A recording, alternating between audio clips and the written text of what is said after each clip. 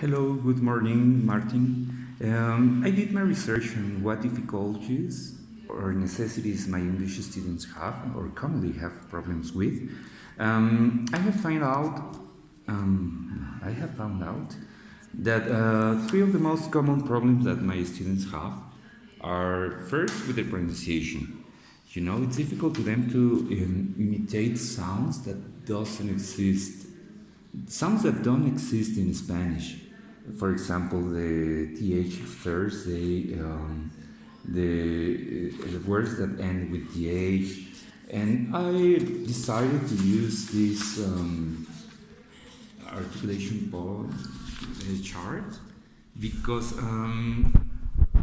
it helps me word by word to show them where to put the tongue, if I can say, where to articulate the sound, so they can imitate exactly doing the exercise word by word. For example, in the first word that we work with, it's a spy.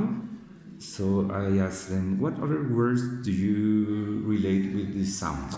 For example, then for baby, man, wood, fall, very, thought, breathe, top, dad, sad, zebra, butter, note, like, red, shoot, Asia, yes, cat, go, sing, happy, ooh.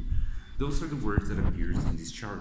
So then, if we make the sound of the first word, we need to complete a chart with different similar words with the same sound, and then each one of my students need to say a different word. In my case, I have 6 students, so each one has to say a word, or I say the word and they repeat after me.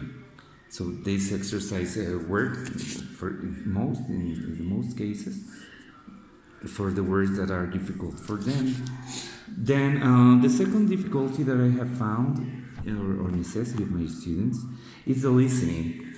Most of them, or all of them, tell me that it's hard to listen to pronunciations, to native speakers, to English native speakers' pronunciation, due to that there are different kind of pronunciations depending on the region, on the state they live, or the area where they are from. And for example, Juglish, I found Juglish like a really powerful tool to listen for the same word or same phrase from different personalities, different people. Now I write the text and I use the computer and TV or the projector. And so in English we listen, we search for a word, and then we listen to the pronunciation, and I ask the students to imitate the sound of different words, different sentences. So I found that this tool is really useful, also because they have the tool for using it by themselves.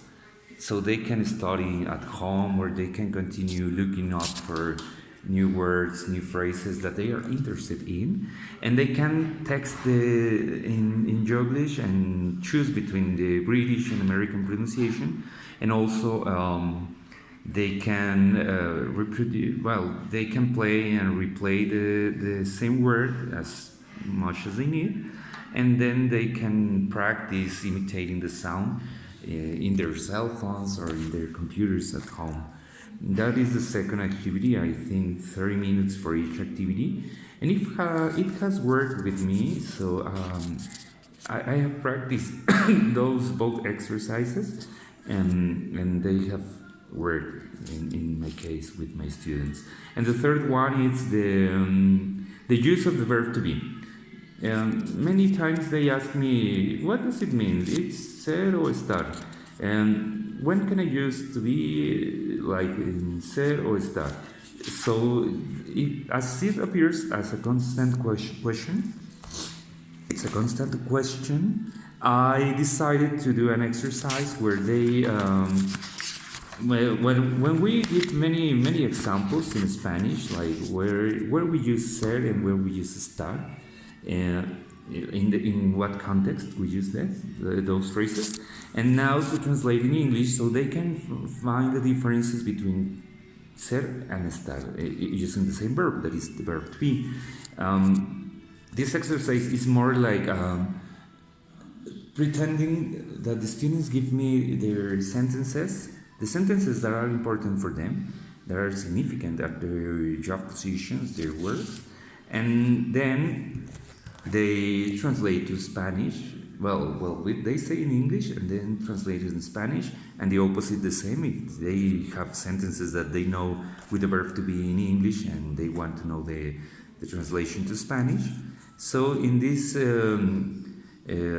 play role, or I don't know how to say it, in this activity, they decide what the amount of sentences and what kind of sentences they want to learn. Sentences that are significant to them. For example, in the accountant position, telemarketing position, billing, technical service that are my students, they have different doubts and different mistakes that they do. So here is this exercise for their specific activities, and with a list of phrases they find out which one are easy and which were and what are difficult for them and what are more useful and significant, so they can remember them. So this is the intention of my 3 activities. I justify using these 3 materials. First is a chart of points of articulation. The second is Juglish, and the third is a chart for translating sentences from Spanish to English. I'll be looking forward for receiving your comments, and that's it. This is my this is my video. Thank you. Bye.